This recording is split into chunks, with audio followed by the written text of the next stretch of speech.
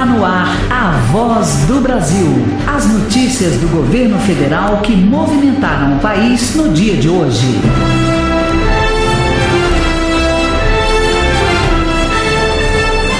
Olá, boa noite. Boa noite para você que nos acompanha em todo o país. Quarta-feira, 15 de março de 2017. E vamos ao destaque do dia. Micro e pequenos empresários vão ter orientação de quem entende na hora de pegar um empréstimo. 8 bilhões de reais estão disponíveis em crédito para essas empresas.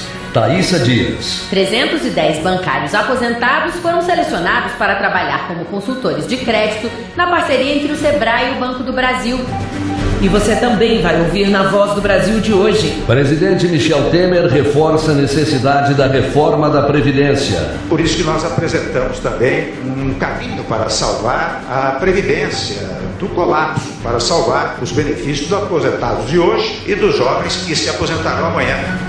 Governo libera 55 milhões para a obra emergencial de abastecimento de água no Distrito Federal. E vamos falar como as escolas vão participar da vacinação de adolescentes contra a meningite e o HPV. Gabriela Noronha. Uma parceria entre os Ministérios da Saúde e da Educação vai incentivar as escolas de todo o país a vacinarem os alunos. Hoje, na apresentação da Voz do Brasil, Gláucia Gomes e Ayrton Medeiros. E para assistir a gente ao vivo na internet, basta acessar www.voz.gov.br. Quando você precisa de dinheiro ou quer comprar uma casa, um carro, fazer uma viagem ou realizar um sonho de consumo, mas não pode pagar à vista, o mercado oferece várias opções de crédito. Cheque especial, cartão de crédito, empréstimo, financiamento, consórcio. Você sabe qual a diferença entre eles? Pois é, muita gente tem essa dúvida. E nessas horas, uma ajuda de quem tem conhecimento é uma mão na roda, não é mesmo, Ayrton? Ah, sem dúvida, Gláucia. E se nós temos dúvidas, imaginem quem tem uma pequena empresa e também precisa saber como pegar dinheiro para crescer. É por isso que o Sebrae e o Banco do Brasil vão ajudar com uma ideia simples: usar a experiência dos mais velhos. Bancários aposentados com mais de 60 anos vão atuar como consultores de crédito. São os senhores orientadores. A parceria prevê a liberação de mais de 8 bilhões e 200 milhões em linhas de crédito e os aposentados vão orientar os empreendedores em como ter acesso a este dinheiro. Depois de 28 anos de dedicação ao Banco do Brasil, Leda Maria Fonseca se aposentou em 2004 para cuidar da família, mas nunca conseguiu ficar muito tempo sem trabalhar. Agora integra o time que vai auxiliar donos de micro e pequenas empresas a usar o crédito da melhor maneira possível. Eu gostava do que eu fazia, principalmente porque a gente via as empresas crescendo com o que a gente fazia, né? Agora, quando fui selecionada, eu fiquei super feliz. Achei que isso dá uma injeção de ânimo na gente, né? 310 bancários aposentados foram selecionados para trabalhar como consultores de crédito na parceria entre o Sebrae e o Banco do Brasil. É o programa Senhor Orientador, que faz parte do Empreender Mais Simples, menos burocracia, mais crédito. Segundo o diretor-presidente do Sebrae, Guilherme Afif Domingos, a ideia é aproveitar a experiência dos mais velhos para melhorar o atendimento às micro e pequenas empresas do país. É um desafio da incorporação de uma experiência vivida.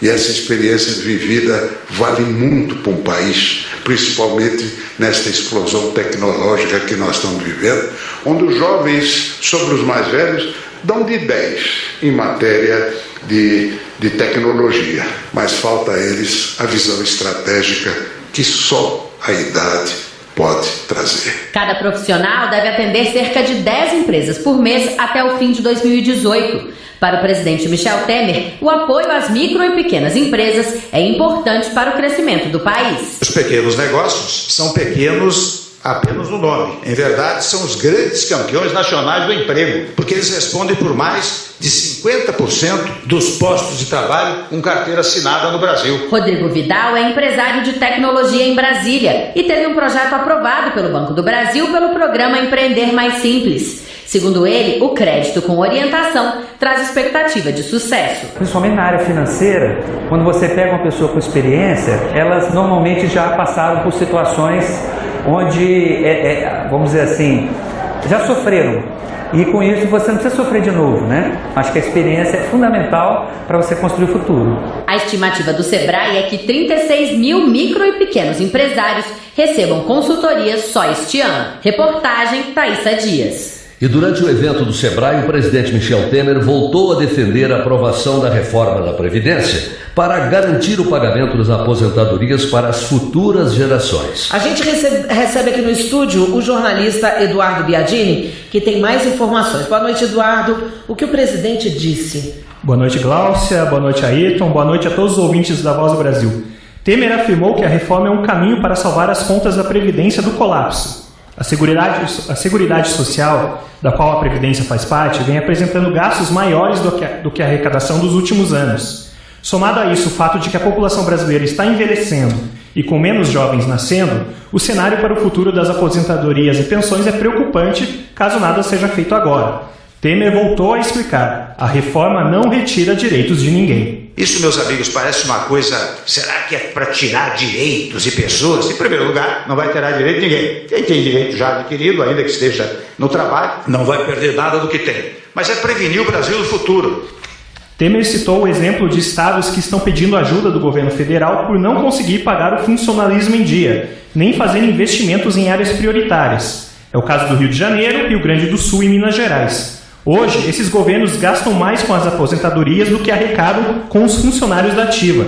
Segundo Temer, a reforma proposta pelo governo torna a Previdência sustentável a longo prazo, evitando situações nas quais passam estados brasileiros e outros países. Nós não queremos que o Brasil tenha que fazer o que fez Portugal, ou seja, cortar salários dos da ativa e dos aposentados, ao mesmo tempo que elevava a idade mínima para 66 anos, por exemplo, eliminando o 13º salário. Nós não queremos chegar a esse ponto. Ou fazemos uma reformulação da Previdência agora, é claro, poderá haver uma ou outra adaptação, o Congresso é que está cuidando disso, mas não podemos fazer uma coisa modestíssima agora, para daqui a 4, 5 anos temos que fazer como Portugal, Espanha, Grécia.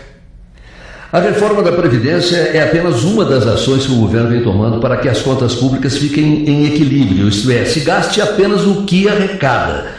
Eduardo, o presidente falou sobre essas outras ações e os resultados para a economia do país? Falou sim, Ayrton. São medidas como a que colocam um teto nos gastos públicos, que só podem crescer baseados na inflação do ano anterior, e o incentivo ao consumo, com a liberação do saque de contas inativas do FGTS. Temer lembrou que as ações que o governo vem tomando depois da maior recessão da história do país já geraram a queda da inflação e da taxa de juros Selic, usada como base para empréstimos e financiamentos. Segundo Temer, essa injeção na economia vai trazer reflexo na criação de empregos. A partir do segundo semestre, quem sabe o último trimestre do ano, começa a reduzir sensivelmente o desemprego. Já vem dando notícias nessa direção. Quando eu leio que no mês de janeiro abriram-se 17 mil postos no Rio de Janeiro. Em São Paulo, 7, 8 mil postos já contratados. Isso significa aquilo que nós todos aguardamos, que num dado momento não fiquemos apenas em 1.000, mas em milhões. Porque o objetivo, tendo em vista os 12, 13 milhões de desempregados, é reduzir sensivelmente esse índice ao longo do tempo.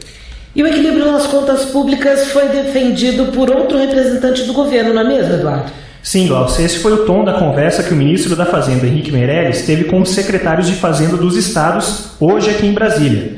Gastar apenas o que arrecada é uma das formas para o país voltar a crescer. E para isso, o Brasil precisa fazer as reformas necessárias, uma delas a da Previdência. Que vai resolver o problema, de fato, de todos, estados, municípios, cidadãos, empresas, a recuperação econômica. O Brasil voltar a crescer, criar emprego, e isso vai gerar não só aumento de arrecadação de estado, aumento de arrecadação de município, também aumento da arrecadação federal e a melhora do padrão de vida para todos. Para isso é fundamental o ajuste fiscal federal. Portanto, o que nós não podemos é sacrificar o ajuste fiscal federal, porque ele é fundamental para a economia voltar a crescer. E agora há pouco, a agência de classificação de risco Moody's subiu a nota do Brasil de negativa para estável. Para a agência, o fim da queda do PIB, a diminuição dos juros e da inflação, que está perto da meta do governo, mostra um cenário mais positivo para a economia do país. Para você aí de casa entender melhor o que isso significa, essas avaliações são usadas pelo mercado financeiro para saber se um país é um bom pagador dos títulos da dívida pública, isto é, um local onde é favorável para receber investimentos estrangeiros. Em nota, o presidente Michel Temer manifestou satisfação com o reconhecimento pela agência dos esforços do governo para recuperar a credibilidade da economia, reduzir a inflação e retomar o crescimento. Gláucia. Obrigado, Eduardo Biagini, pela sua participação ao vivo aqui na Voz do Brasil.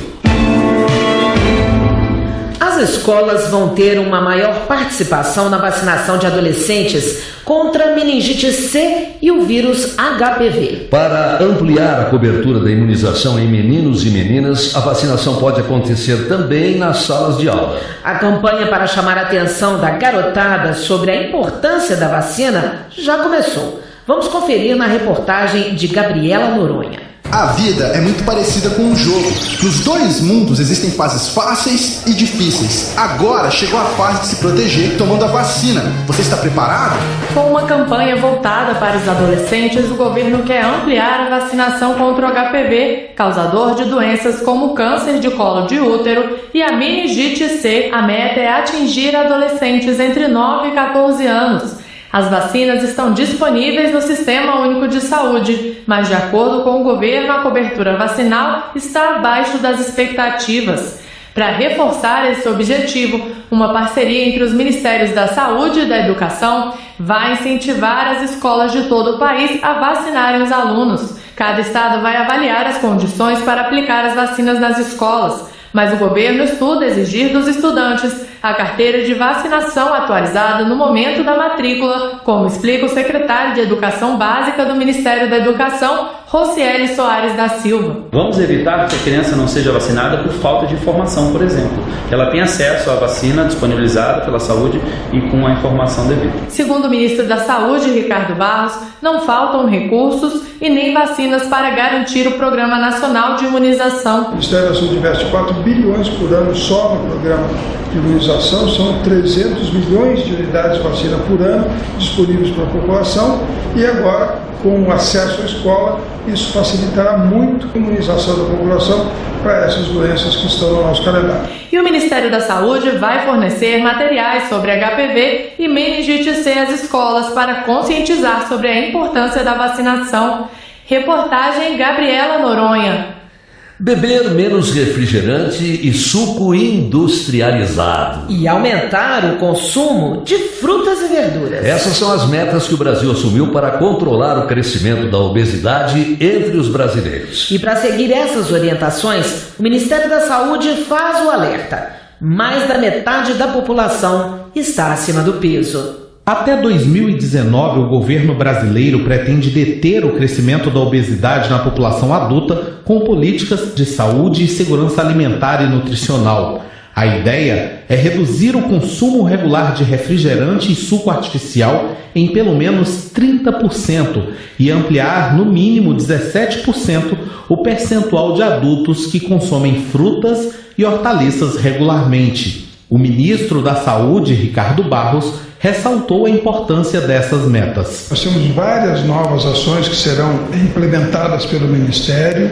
aplicativos que vão induzir as pessoas a controlar a qualidade da sua alimentação, que vão induzir as pessoas a fazer a necessária atividade física diária. Vamos ter a orientação a ser dada nas escolas, que vai permitir que as crianças sejam orientadas nessa questão da alimentação, do exercício físico. Segundo o Ministério da Saúde, mais da metade dos brasileiros está acima do peso. O advogado Luciano Monti percebeu isso no final da adolescência. Com 98 quilos e já com problemas de saúde, resolveu mudar seus hábitos. Hoje, 26 quilos a menos, ele conta como enfrentou a obesidade. Foi um processo de reeducação mesmo alimentar, não foi utilizado nenhum remédio, nenhuma cirurgia. Ainda tenho acompanhamento hoje com um nutricionista, continuo seguindo um cardápio, não deixo de comer as coisas que eu gosto, como por exemplo frutas ou carne, carboidratos que eles consideram os carboidratos bons, que eles falam, e comer de hora em hora certa. Histórias como a de Luciano inspiraram um grupo de auditores dos Correios. Eles criaram um bolão diferente para incentivar a saúde e os bons hábitos da alimentação saudável. saudável. Rosilene Reis participa do grupo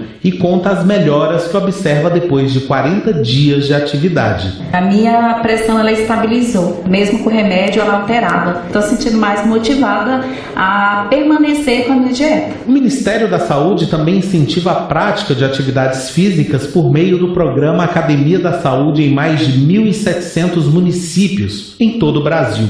Reportagem Warbi Calil.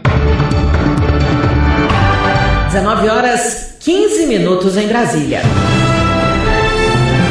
Hoje é o Dia do Consumidor. E daqui a pouco a gente dá dicas de como você pode ter certeza da quantidade e da qualidade do combustível na hora de abastecer.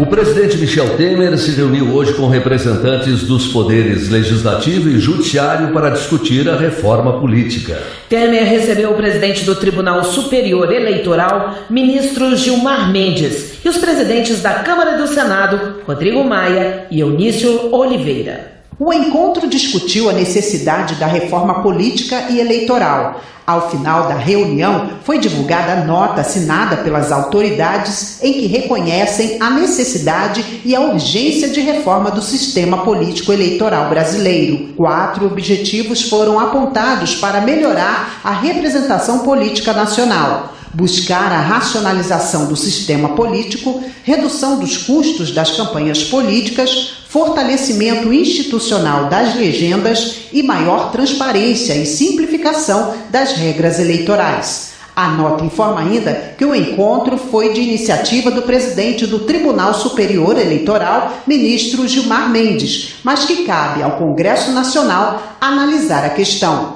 Mara Kenup, para a Voz do Brasil. A capital do país passa por um momento delicado em relação à água. Tem chovido muito menos que os outros anos e isso fez com que o Distrito Federal entrasse em situação de emergência. As medidas de captação de água tradicionais já não dão conta de atender a população e o governo local apresentou um plano de emergência. Uma das ações é captar a água do Lago Paranoá, que envolve Brasília. O governo federal vai investir 55 milhões de reais na obra.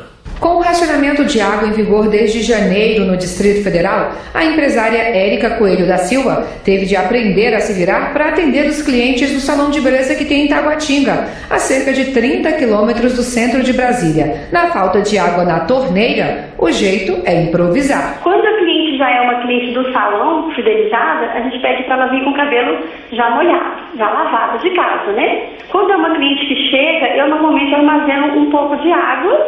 Normalmente eu não posso mesmo. Há 2 anos, o Distrito Federal tem chuvas abaixo da média e, por conta disso, passa pela maior crise hídrica da história. Para amenizar o problema, o Ministério da Integração Nacional liberou 55 milhões e meio de reais para a construção de um sistema provisório de captação de água do Lago Paranoá. Segundo o ministro Helder Barbalho, a medida vai evitar o colapso e levar tranquilidade à população. Além de evitar o racionamento do hoje, nós estamos investindo para que evitemos o colapso do amanhã. O governador do Distrito Federal, Rodrigo Hollenberg, afirma que a ação é uma das medidas para evitar que o racionamento se agrave. Ele garante que a retirada de água do Paranoá não vai prejudicar o lago, que é um cartão postal da cidade. E já amanhã sairá publicado no Diário Oficial do Distrito Federal a licitação por pregão eletrônico para a contratação dessa captação emergencial, porque temos muita pressa. No discurso durante a cerimônia de liberação dos recursos, o presidente Michel Temer afirmou que as ações de água e saneamento são prioridades do governo federal. Porque o saneamento também é uma área prioritária do nosso programa de parceria de investimentos. Temos variados projetos para a distribuição de água que estão com o cronograma em dia. Aliás, todo o PPI tem seu programa em dia. Com o investimento do governo federal, será possível captar 700 litros de água por segundo e garantir o abastecimento a 1.800.000 pessoas. A obra deve ficar pronta em até 6 meses. Reportagem Luana Karen. 19h20 em Brasília. A gente está sempre trazendo para você, nosso ouvinte, matérias sobre os direitos do consumidor. E hoje não vai ser diferente. No Dia do Consumidor, nós vamos falar de combustível. Muita gente não sabe, mas os consumidores têm o direito de pedir aos postos um teste para fiscalizar a qualidade do combustível e também se a quantidade abastecida está correta. A ANP, Agência Nacional do Petróleo, fez uma ação hoje para deixar os motoristas bem informados. Como saber se o combustível é de qualidade? E a quantidade de combustível que você paga é a mesma que é colocada no tanque do seu carro? A única técnica que eu uso é sempre no mesmo posto, para diminuir o risco de pegar alguma gasolina aí adulterada, né? Eu dou uma olhada para ele ver que eu tô atenta, mas não dá para saber se tá certo ou se tá errado. E para tirar essas dúvidas, a ANP, Agência Nacional do Petróleo, foi para os postos de 14 cidades para explicar como identificar esses problemas e quais são os direitos do consumidor. Mesmo com 97% de qualidade garantida do combustível usado no Brasil, o motorista deve ficar atento à quantidade de misturas em todos os tipos de combustível. Mas como é possível saber se essas medidas estão corretas? O diretor-geral da ANP, Décio Odoni, explica como o consumidor pode se precaver desses possíveis prejuízos. Se ele tiver dúvida quanto à qualidade, ele pode exigir do posto um teste de proveta, um teste que mostra o percentual de etanol na gasolina, se ele tiver em relação à qualidade. E se ele tiver dúvida em relação ao volume, ele pode exigir que o posto faça um teste volumétrico. Esse teste consiste em trazer um balde aferido, que o posto é obrigado a ter. No balde coloca 20 litros de gasolina e tem que aparecer 20 litros na bomba e tem que ter 20 litros dentro daquele balde. O superintendente de fiscalização de abastecimento da ANP, Francisco Neves, explica a importância do papel do consumidor nessa fiscalização. Os consumidores chegam no posto de gasolina, está se sentindo inseguro em relação à quantidade e à qualidade do produto, ele pode solicitar que seja realizado esses testes. Caso o posto se recuse a fazer esse teste, o consumidor ainda pode fazer a reclamação pelo telefone da ANP. O número é 0800 970 0267. Repetindo, 0800 970 0267. Reportagem Raquel Mariano. Começou hoje a vacinação contra a febre aftosa. Amazonas e Pará são os primeiros a receber a vacina e a estimativa é de que quase 23 milhões de animais sejam imunizados nos 2 estados no primeiro semestre. O Ministério da Agricultura, Pecuária e Abastecimento recomenda que a vacinação seja feita na hora mais fresca do dia. Também é importante que as vacinas sejam compradas em lojas registradas e que se tomem os devidos cuidados de higiene e limpeza. Os próximos estados a receber as vacinas são Roraima e Rondônia a partir do mês de abril. O governo de Sergipe vai receber 10 milhões de reais para terminar a duplicação da adutora do São Francisco, que abastece a capital Aracaju e a região metropolitana. A obra já beneficia a população da capital sergipana e vai garantir o abastecimento da Grande Aracaju pelos próximos 20 anos. As universidades federais do Rio Grande do Sul e do Rio Grande do Norte abriram chamadas para a aquisição de alimentos da agricultura familiar. As compras vão ser feitas por meio do Programa de Aquisição de Alimentos, coordenado pelo Ministério do Desenvolvimento Social e Agrário. A Universidade Federal do Rio Grande do Sul vai comprar 63 mil litros de leite longa-vida e a Federal Potiguar deve comprar no ano 80 toneladas de frutas, verduras e legumes. Essas foram as notícias do governo federal. Uma realização da Secretaria de Comunicação Social da Presidência da República. Com produção da Empresa Brasil de Comunicação. Fique agora com o Minuto do TCU e em seguida as notícias do Poder Judiciário e do Congresso Nacional. Boa noite. Boa noite para você e até amanhã. Brasil, ordem e progresso. Minuto do TCU. O Tribunal de Contas da União revelou dados que comprovam a eficácia do programa Mais Médicos, tais como o aumento do número de consultas e de visitas médicas. Mas a fiscalização do TCU apontou falhas nos repasses financeiros feitos para a Organização Pan-Americana da Saúde, OPAS. Sob a relatoria do ministro Benjamin Zimler, o TCU fez determinações ao Ministério da Saúde para corrigir falhas e dar mais transparência aos repasses financeiros feitos à OPAS, inclusive inclusive que exija as prestações de contas dos pagamentos dos profissionais. Atualmente, são 18 mil médicos participantes do programa, sendo que são mais de 11 mil cubanos que fazem parte do acordo com a OPAS. Mais de 60 milhões de brasileiros são atendidos pelo Mais Médicos. TCU, fiscalização a serviço da sociedade.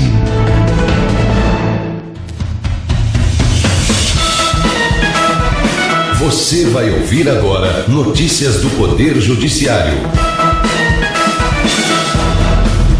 Supremo Tribunal Federal proíbe inclusão do ICMS na base de cálculo do PIS e da COFINS. Ex-treinador de equipe paralímpica é impedido de frequentar centro de treinamento. Trabalhador acusado sem provas de combinar falta coletiva não pode ser demitido por justa causa. Agora em Brasília, 7h25. Boa noite, eu sou Uliana Gomes. E eu sou o Arthur Filho.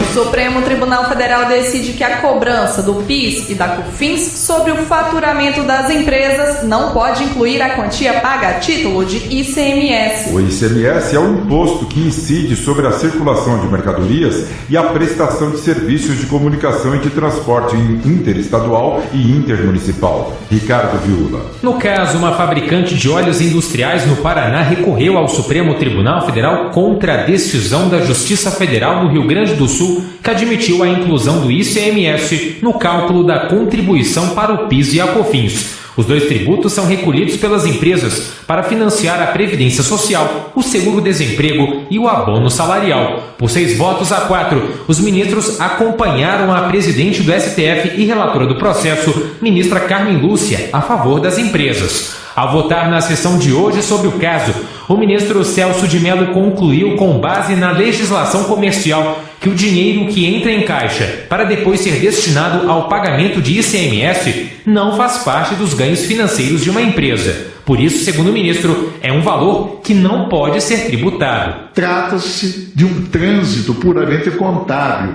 significando que isso, de modo algum, compõe o produto do exercício das atividades correspondentes aos objetivos sociais da empresa, que é o conceito de faturamento. O caso tem repercussão geral, ou seja, a decisão do STF de que o ICMS não pode ser incluído na base de cálculo do PIS e da COFINS deve ser seguida por todos os tribunais do país.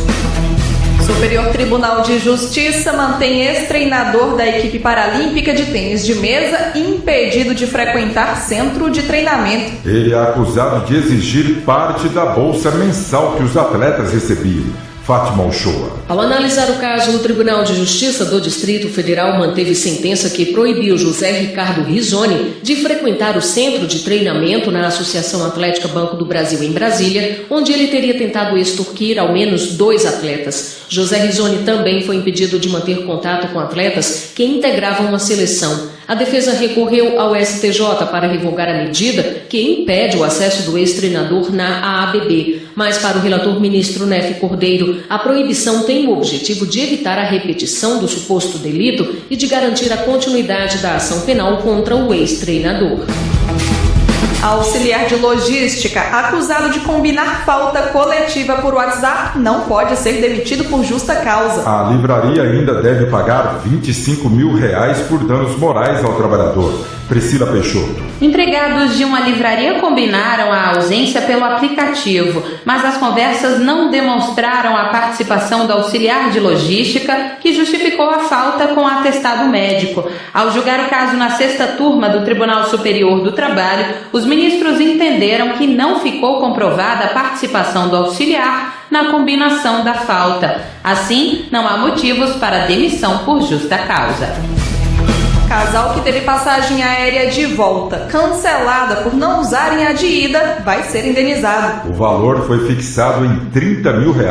Johnny Luna. O casal voltava do Chile quando soube que a conexão do Rio de Janeiro para Vitória havia sido cancelada. Isso ocorreu porque os dois não usaram as passagens de ida da companhia. No caso, a empresa aérea e o site de compras de passagens afirmaram que, como não houve o embarque no voo de ida, a volta foi cancelada automaticamente. Mas a Justiça do Espírito Santo entendeu que isso é ilegal. Inclusive, uma nova regra da Agência Nacional de Aviação Civil determina agora que mesmo que o cliente de voo doméstico perca o voo de ida, deve ser mantido o trecho de volta, desde que avise até a hora do voo de ida sobre a impossibilidade de embarcar. Detran deve indenizar motorista por atraso de mais de 30 dias na entrega de carteira de habilitação. O homem diz que perdeu oportunidades de emprego por causa da demora na emissão do documento. A Justiça de Goiás considerou o argumento do motorista e o longo tempo de espera pela carteira e condenou o Detran a pagar R$10 mil.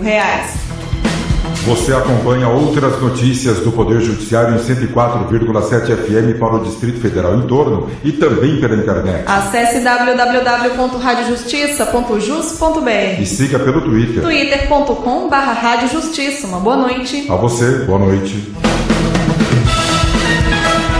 Notícias do Poder Judiciário, uma produção da Rádio Justiça, Supremo Tribunal Federal.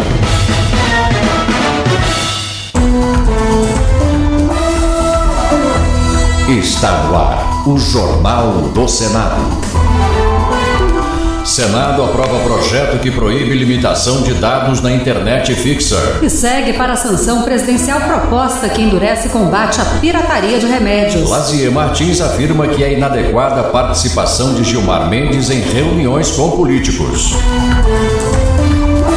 Estes são os destaques de hoje do Jornal do Senado, que começa agora. Boa noite. Boa noite. Os presidentes da República, Michel Temer, do Senado, Eunice Oliveira, da Câmara dos Deputados, Rodrigo Maia, e do Tribunal Superior Eleitoral, Gilmar Mendes, se reuniram na manhã de hoje. E a presença de Gilmar Mendes no encontro chamou a atenção do senador Lazier Martins, do PSD do Rio Grande do Sul. Para ele, a participação ativa do presidente do TSE em reuniões com políticos e em jantares com Michel Temer não é adequada para um possível julgador da chapa Dilma Temer naquele tribunal. Ao destacar informações da imprensa, Lazier Martins observou que a reforma política foi motivo do encontro de Temer, Eunício, Maia e Gilmar Mendes. O noticiário, no entanto, dá conta de que também existe um trabalho para anistiar o Caixa 2 eleitoral, acrescentou ele. Tomara que não se esteja tramando alguma coisa que contrarie aquelas expectativas da população brasileira que está conclamando um grande movimento de massa no próximo dia 26, as multidões de volta às ruas e que poderão provavelmente protestar contra esses acontecimentos, entre eles o foro privilegiado, as circunstâncias do presidente do Tribunal Eleitoral estar com tanta intimidade nessas reuniões. E o dia de hoje foi marcado por manifestações contra as reformas previdenciária e trabalhista em diversas localidades do país. O senador Lindbergh Farias, do PT do Rio de Janeiro, saudou os manifestantes e comemorou a decisão da Justiça Federal em Porto Alegre, que determinou em caráter liminar a suspensão da campanha publicitária do governo federal que defende a reforma da Previdência. Segundo a decisão, a campanha não tem caráter educativo e não se enquadra nas regras da legislação sobre a publicidade do governo federal, disse o senador. Para Lindbergh, esse é um dos sinais vindos da sociedade que vão influenciar os deputados e senadores na votação da reforma previdenciária. Fazia muito tempo que a gente não tinha força para organizar movimentos como esse, mas eu começo a sentir que também nesse Congresso Nacional as coisas começam a mudar,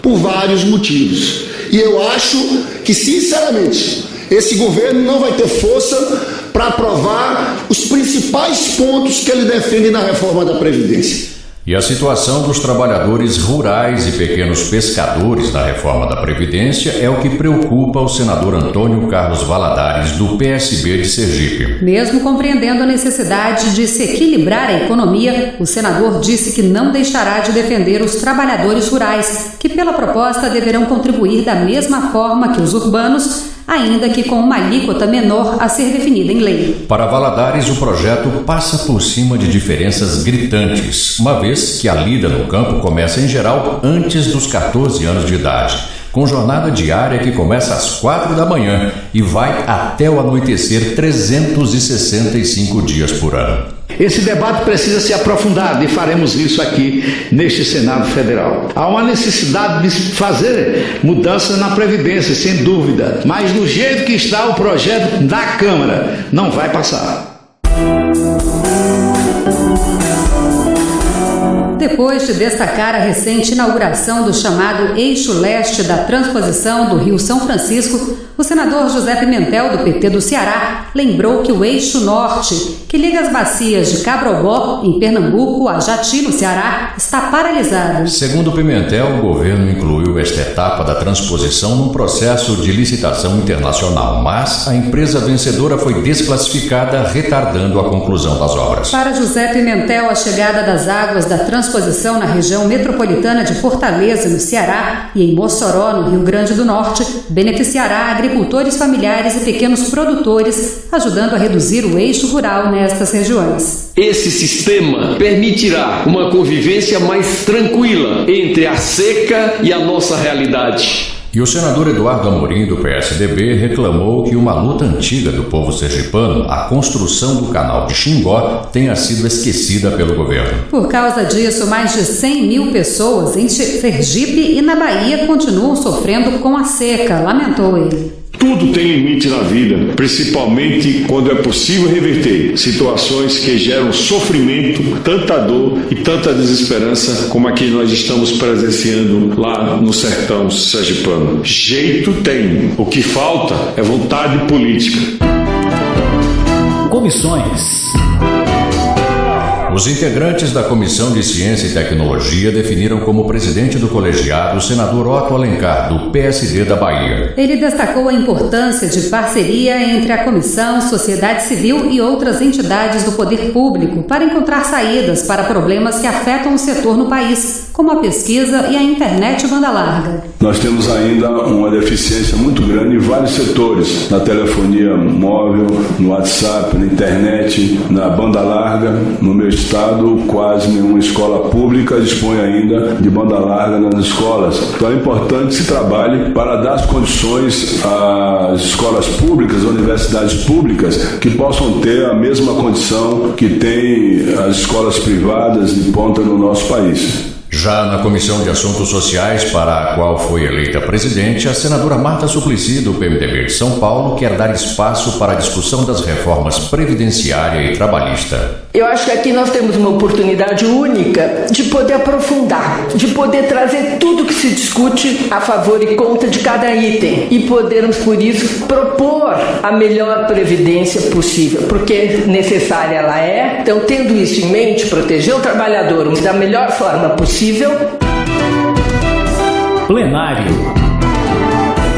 O plenário aprovou hoje 3 projetos. Um deles, que segue para a sanção presidencial, visa endurecer o combate à pirataria de remédios. A proposta suspende por tempo indeterminado o funcionamento do estabelecimento suspeito de vender medicamentos, cosméticos, produtos de higiene e perfumaria falsificados, enquanto o caso estiver sendo apurado. Atualmente, a suspensão ocorre pelo prazo máximo de apenas 3 meses, a partir do qual o estabelecimento pode voltar a funcionar normalmente. Ex-ministro da Saúde, o senador Humberto Costa, do PT de Pernambuco, destacou ser importante reforçar o combate aos crimes sobre os remédios, que além da falsificação, incluem o roubo e o desvio de produtos do Sistema Único de Saúde. A fiscalização vai a uma farmácia, descobre que ali existem medicamentos roubados, falsificados, se faz ali um fechamento provisório, mas no dia seguinte ela volta a funcionar. Com essa proposta, essa empresa só vai poder funcionar depois que o processo administrativo legal tiver sido concluído e que dê pela inocência ou pela inexistência de atividade criminosa.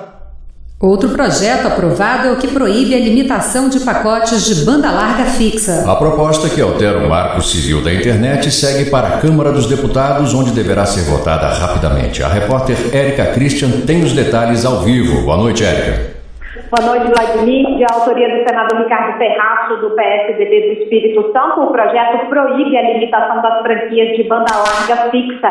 Em abril do ano passado, a Agência Nacional de Telecomunicações, a Anatel, autorizou as empresas a acabarem com os planos ilimitados, permitindo a cobrança do excedente, reduzindo a sua velocidade ou até mesmo interrompendo o serviço. Ao apresentar a proposta, Ferraço lembrou que no Brasil as operadoras não são obrigadas a fornecerem a internet com 100% da velocidade contratada, desde que a média seja de 80%. Ele destacou que essa proibição vai impedir qualquer resolução da Anatel contrária ao consumidor. Como nós percebemos que há, de quando em quando, por parte da Anatel, alguma iniciativa na direção de sinalizar que pode estabelecer a franquia, nós estamos desde já emendando o Marco Civil da Internet e deixando claro que no Brasil a internet com banda larga em telefonia fixa será ilimitada para todos os brasileiros sem qualquer tipo de discriminação. O relator, o senador Pedro Chaves, do PSC de Mato Grosso do Sul, ressaltou que a proibição da limitação da banda larga vai beneficiar principalmente a população de baixa renda. É muito importante para a educação à distância. Nós temos hoje no Brasil em torno de 2 milhões de alunos universitários estudando à distância. Então, a limitação seria realmente uma coisa muito grave, muito ruim para o estudante, principalmente o carente, porque a educação à distância ainda é de custo mais baixo. Segundo Pedro Chaves, o presidente da Câmara, deputado Rodrigo Maia, do Democratas do Rio de Janeiro, já se comprometeu em votar logo o projeto de iniciativa do Senado. Érica Christian, ao vivo, para o Jornal do Senado.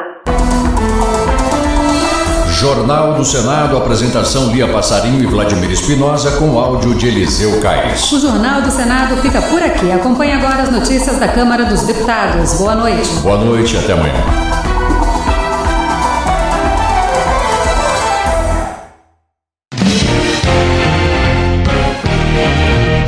Jornal Câmara dos Deputados. Aprovado atendimento prioritário em perícia de mulheres agredidas. Relator antecipa que deverá propor o fim da contribuição sindical. Manifestações no país contra as reformas repercutem na Câmara. Boa noite. Centrais sindicais e movimentos sociais fizeram nesta quarta-feira manifestações contra as reformas trabalhista e previdenciária em várias capitais do país. Alguns setores fizeram paralisações temporárias. O movimento teve forte repercussão entre os deputados no plenário da Câmara. Nas palavras de Luísa Erundina, do PSOL de São Paulo, as manifestações realizadas por todo o país nesta quarta-feira representam a luta do povo pelas conquistas democráticas. Segundo a deputada, essas conquistas estão sendo retiradas de forma autoritária pelas propostas de reforma trabalhista e previdenciária. Valdenor Pereira, do PT da Bahia, elogia a população que foi hoje às ruas manifestar-se contra as reformas propostas pelo governo federal.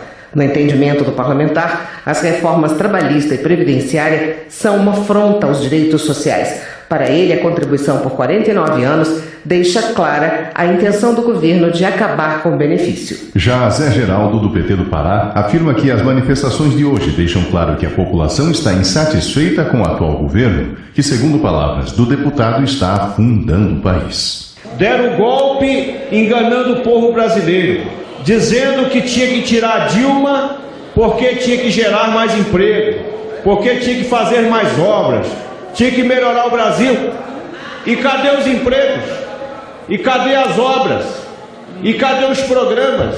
E agora querem acabar com o resto, com a reforma da Previdência. Beto Faro, do PT da Bahia, elogia a CONTAG e representantes das centrais sindicais que tiveram uma participação expressiva nas manifestações realizadas hoje contra as reformas da Previdência e Trabalhista. João Moraes, do PCdoB Mineiro, avalia que os atos realizados em todo o Brasil não são só contra a retirada de direitos, mas também têm o objetivo de pressionar pelo debate alternativo que leve o país à retomada da atividade econômica e à recriação de empregos. Edmilson Rodrigues, do PSOL do Pará, saúda os movimentos sociais que ocuparam vários locais públicos e em muitas cidades brasileiras. De acordo com o parlamentar, milhares de trabalhadores e trabalhadoras lutam contra projetos que, para ele, representam um retrocesso nos direitos dos cidadãos. Nilton Tato, do PT de São Paulo, parabeniza os movimentos sociais pelas manifestações no país. Ele destaca que os movimentos organizados pela Frente Brasil Popular, pela Frente Povo Sem Medo, pelos sindicatos e pelas associações de moradores tomaram as ruas para lutar contra a reforma da Previdência. Foram apresentadas 146 propostas de mudança ao projeto de reforma da Previdência. Para Marcon, do PT Gaúcho, a quantidade de emendas demonstra a insatisfação dos deputados ao projeto enviado pelo governo. Luiz Couto, do PT da Paraíba, destaca que a Justiça Federal determinou a imediata suspensão da veiculação articulação de todas as peças do governo Temer sobre a reforma previdenciária. O deputado também elogia o povo brasileiro que foi às ruas para impedir que a proposta enviada ao Congresso seja aprovada. Valmir Assunção, do PT da Bahia, ressalta o trabalho desenvolvido pelo movimento dos atingidos por barragens. Ele salienta que o grupo também atua contra a reforma da Previdência, em defesa da Petrobras e contra a privatização do setor elétrico. Trabalho. Em reunião na comissão que analisa a reforma trabalhista, o relator da matéria, Rogério Marinho, do PSDB do Rio Grande do Norte, informou que vai propor o fim da obrigatoriedade da contribuição sindical, tanto a patronal como a de trabalhadores. Segundo o deputado, a fragilidade da representação dos empregados frente aos empregadores se dá por causa do grande número de sindicatos no país. Ele diz que atualmente o Brasil tem 17 mil representações trabalhistas e patronais. Acompanhe a reportagem.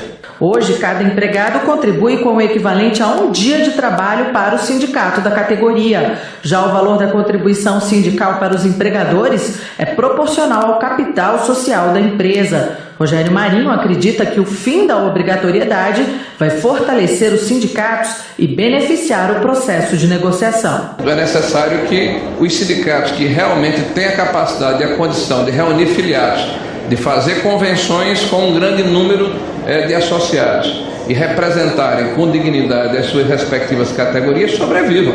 E aqueles que são meramente fachada, que existe apenas para receber esse recurso, que esse recurso seja melhor aplicado e que o cidadão tenha a capacidade de dizer que se quer ou não quer contribuir para aquela entidade. A arrecadação com a contribuição sindical, segundo o relator, representou 15 bilhões de reais nos últimos 5 anos. Rogério Marinho informou ter participado de mais de 10 reuniões de trabalho com todos os setores interessados e que a grande crítica ao projeto de lei em discussão na Câmara se refere ao desequilíbrio na relação entre empregados e patrões. Para o deputado, a fragilidade da representação dos empregados frente aos empregadores se dá pelo grande número de sindicatos no país. São 17 mil, enquanto a vizinha Argentina, por exemplo, tem menos de 100. O deputado lembrou que não pode alterar a regra da unicidade sindical prevista na Constituição, mas que o fim da obrigatoriedade da contribuição pode ser feita no projeto de lei. Já o deputado Daniel Almeida, do PCdoB da Bahia, avalia que o assunto deve ser mais debatido. Onde foi feito reforma com conteúdo semelhante,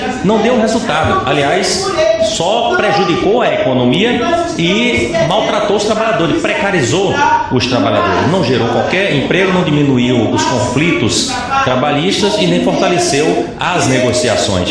Portanto, eu estou achando que o debate é muito útil e é preciso que mais tempo se dê para que o debate se faça aqui e se faça também na sociedade. Outro ponto que pode ser incluído na reforma trabalhista pelo relator, deputado Rogério Marinho, é a possibilidade da jornada intermitente, por hora ou por empreitada. Ele citou o exemplo de um buffet que pode ter mais ou menos funcionários de acordo com o serviço contratado. Na audiência pública, mais uma vez não houve consenso sobre a reforma trabalhista. Empresários ouvidos foram favoráveis às mudanças para gerar emprego e aumentar a competitividade e a produtividade no país. Já representantes de sindicatos de trabalhadores reclamaram da perda de direitos e da precarização das relações de trabalho. Da Rádio Câmara de Brasília, Geórgia Moraes. A bancada do PSB se reuniu hoje com empresários e trabalhadores para discutir itens da reforma trabalhista.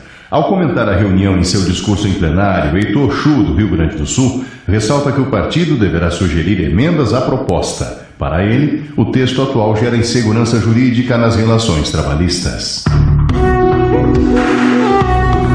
Política. Afonso Mota, do PDT do Rio Grande do Sul, critica a expectativa criada pela mídia em torno da divulgação da nova lista do Procurador-Geral da República, Rodrigo Janot. O deputado avalia que a vida institucional do país tem que ser preservada. Ele defende a continuidade das investigações da Operação Lava Jato, mas condena ações que causem constrangimento para a imagem do parlamento. O ex-presidente Luiz Inácio Lula da Silva prestou depoimento ontem em Brasília, na ação em que é acusado de tentar obstruir as investigações da Operação Lava Jato. Para Érica Cocai, do PT do Distrito Federal, o depoimento de Lula deixa claro que ele tem sido vítima de uma série de acusações que não se sustentam. O censo do IBGE de 2010 revelou que a população evangélica chegava a 42 milhões. A projeção é de que serão 70 milhões em 2018. Segundo Harold de Oliveira, do PSC Fluminense, os evangélicos estão subrepresentados no Congresso. Ele defende que as igrejas aumentem suas representações nas eleições do próximo ano. O presidente da Câmara, Rodrigo Maia, reuniu-se hoje com os presidentes da República, do Senado e do TSE para discutir a reforma política. Como alternativa ao atual sistema político-eleitoral brasileiro, ele defendeu o sistema proporcional de lista fechada, com financiamento público. Maia afirmou que não há perspectiva do retorno do financiamento de pessoa jurídica e que também não há no Brasil a cultura do financiamento de pessoa física. Por isso é importante buscar um fundo eleitoral público. A reportagem é da Rádio Câmara. Acompanhe. Após reunião no Palácio do Planalto com os presidentes da República, Michel Temer, do Senado, Eunice Oliveira, e do Tribunal Superior Eleitoral, Gilmar Mendes, Maia informou ainda que na próxima quarta-feira, uma reunião entre técnicos do TSE, consultores da Câmara, do Senado e integrantes da Comissão Especial da Reforma Política vão debater o assunto. De forma bem objetiva, financiamento. O financiamento de pessoa jurídica volta no Brasil? Não. A cultura de financiamento de pessoa física? Não. Então, inevitavelmente, nós vamos ter que caminhar para um fundo eleitoral público, que a democracia tem que ser financiada, não tem alternativa. Qual é o sistema que melhor se adequa ao financiamento público? Qual melhor se adequa ao financiamento público exclusivo? Né? A lista fechada. E mais, qual é o sistema que é o que tem um custo menor de financiamento?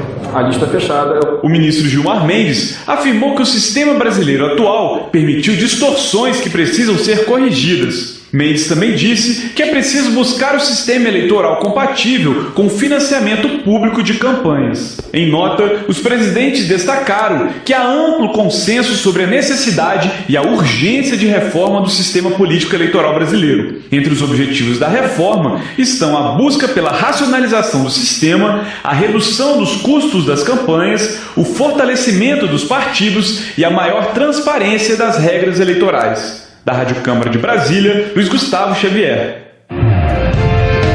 Economia. Hoje se comemora o Dia Internacional do Consumidor. Ao considerar que as relações de consumo no Brasil ainda precisam melhorar, Maria Helena, do PSB de Roraima, destaca a importância do Código de Defesa do Consumidor. Segundo ela, a legislação brasileira é eficaz e facilita o acesso à justiça. A Advocacia Geral da União recorreu da decisão da Justiça Federal de São Paulo, que suspendeu a cobrança extra por despacho de bagagem. Para Angelim, do PT do Acre, a tentativa de retomar a cobrança vai contra o cidadão e o usuário do transporte aéreo do Brasil. Ele lembra ainda que hoje é o Dia do Consumidor. Desenvolvimento Regional. Esperidião Amin, do PP de Santa Catarina, critica o decreto do Executivo que transfere a Secretaria de Agricultura e Pesca para o Ministério da Indústria, Desenvolvimento e Comércio Exterior. Ele ressalta que a decisão prejudica os estados onde a pesca tem papel relevante na economia. 19 cidades de Minas Gerais receberam kits para estruturar os conselhos tutelares. Os kits incluem um carro 0 km, uma impressora multifuncional, 5 computadores, além de geladeira e bebedouro. Os recursos foram destinados por emenda de Tenente Lúcio, do PSB. Votação. No mês em que se comemora o Dia Internacional da Mulher, o plenário da Câmara aprovou um projeto de lei que dá prioridade às mulheres vítimas de violência nos exames periciais. A proposta segue agora para o Senado Federal. Ouça mais detalhes na reportagem da Rádio Câmara. O autor do projeto, o deputado Laudívio Carvalho, do Solidariedade de Minas Gerais, disse que a medida vai impedir que provas sejam perdidas e diminuir o constrangimento das vítimas. A mulher vítima de violência, primeiro, chega e fica exposta. Segundo, se demoram 5 horas, 6 horas, 24 horas, essa prova é perdida. Também foi aprovada a urgência para o projeto que cria o regime de recuperação fiscal dos estados superendividados. A proposta estabelece moratória da dívida com a União por 3 anos. em troca de medidas de ajuste fiscal, como a privatização de empresas e a proibição de realizar concurso público ou reajustar salários de servidores. Ainda não há data para a votação do projeto, que teve a tramitação acelerada. O deputado Otávio Leite, do PSDB do Rio de Janeiro, disse que o Congresso precisa discutir a medida. O Rio de Janeiro é um dos estados com dívida elevada. Vamos inaugurar esse debate. Há muitas sugestões que irão de aperfeiçoar o projeto, mas não podemos fugir à nossa responsabilidade. Mas o também fluminense Chico Alencar, do PSOL, acusa a proposta de ser muito rígida. Essa proposta é draconiana. Aqui está se dando um aval generalizado para a privatização absoluta de todos os bens públicos dos estados. Também foi aprovada a urgência para a proposta que convalida a concessão de incentivos fiscais pelos estados sem o aval do CONFAS, o Conselho Nacional de Política Fazendária. Esses incentivos ficaram conhecidos como guerra fiscal. A proposta que susta a carteira de habilitação do motorista flagrado em contrabando e um acordo internacional entre Brasil e Peru também tiveram um regime de urgência aprovado.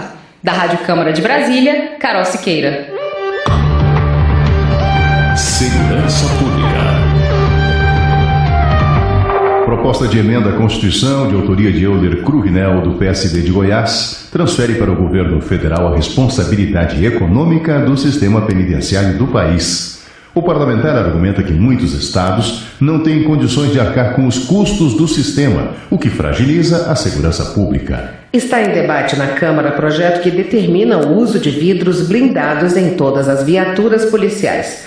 A autora da matéria, Sheridan, do PSDB de Roraima, argumenta que os policiais são cidadãos de bem, trabalham em defesa da sociedade e merecem condições dignas de trabalho e de proteção. 60 milhões de brasileiros votaram contra a proibição da comercialização de armas de fogo e munições no referendo ocorrido no Brasil em 2005. Alberto Fraga, Democratas do Distrito Federal, diz que até hoje a imprensa não aceita este resultado. Capitão Augusto, do PR, lamenta a morte de um policial militar durante um assalto a um carro forte em Guariba, no interior de São Paulo. Ele avalia que a televisão de Ribeirão Preto noticiou a morte do soldado com ironia, como se o policial tivesse sido responsável por provocar sua própria morte. Para Marcelo Matos, do PHS do Rio de Janeiro, a falta de segurança na Baixada Fluminense é um grave problema, em especial em São João de Meriti, onde só no ano passado foram roubados mais de 2.400 carros. O parlamentar apela ao governo estadual para que aumente o efetivo policial a toda a Baixada. Homenagem. A próxima sexta-feira marca o aniversário de 25 anos do bombardeio à Embaixada de Israel na capital argentina de Buenos Aires. No ataque terrorista, 29 pessoas foram mortas e outras 250 ficaram feridas. Roberto de Lucena, do PV de São Paulo, lembra a data, homenageia o povo israelense e presta solidariedade aos parentes e às vítimas do atentado. Paes Landim, do PTB do Piauí, destaca a sessão inaugural do Supremo Tribunal Federal neste ano, que homenageou o ministro Teori Zavascki, morto no mês de janeiro em um acidente de avião. O deputado citou trechos do discurso inaugural do decano Celso de Mello, em que afirma que o tribunal se inspirará no legado de Teori e não hesitará em combater e punir práticas criminosas. Quijingue, na Bahia, completou 55 anos de emancipação política. José Nunes, do PSD, parabeniza a população do município, que é conhecida por sua hospitalidade. Segundo o deputado, como presente, o governo do estado autorizou licitação para a reconstrução da BA-381, ligando a cidade à BR-116. Saúde. Fábio Souza, do PSDB goiano, denuncia que faltam equipamentos e remédios para o tratamento de câncer no Sistema Único de Saúde. De acordo com o parlamentar, de cada 10 pessoas que procuram o tratamento na rede pública, 4 não são atendidas. Ele faz um apelo ao governo federal para reverter essa situação. O Hospital de Santa Luzia, no Maranhão, funciona em um prédio alugado e está sofrendo uma ação de despejo. Júnior Marreca, do PEN, pondera que não é possível deixar a população sem atendimento. Ele informa que no município vivem 80 mil habitantes que ficarão sem assistência. O parlamentar faz um apelo para que o governo estadual adquira o prédio e o repasse ao município. Assim que isso ocorrer, Júnior Marreca se compromete a destinar emendas para reformar, equipar e aparelhar o hospital e, assim, oferecer uma saúde digna aos moradores de Santa Luzia. Educação. Danilo Cabral, do PSB de Pernambuco, criticou a tramitação de projeto intitulado Escola Sem Partido, que visa combater a doutrinação ideológica nas instituições de ensino de todo o país. No entendimento do parlamentar, a medida é uma afronta à Constituição Federal por querer calar a opinião dos professores sobre temas políticos e religiosos. O Exame Nacional do Ensino Médio 2017 será realizado em 2 domingos consecutivos, 5 e 12 de novembro. Entre outros motivos, a mudança, segundo representantes do Ministério da Educação, visa respeitar os candidatos que guardam os sábados. Ao elogiar a decisão do governo, Moisés Diniz, do PCdoB do Acre, informa que já apresentou um projeto para eliminar a realização das provas do Enem aos sábados. Ele salienta que estudantes adventistas e judeus sempre são prejudicados. O campus da Universidade Tecnológica Federal de Apucarana, no Paraná, completou 10 anos de fundação. Alex Canziani, do PTB, presta homenagem à instituição que oferece ensino técnico de qualidade. Ele ressalta que a região é um grande polo do setor de confecções do Estado. Termina aqui o jornal Câmara dos Deputados. Uma boa noite. Grato pela sua audiência. Boa noite. A Voz do Brasil volta amanhã. Voz do Brasil. De segunda a sexta, às 19 horas. Boa noite.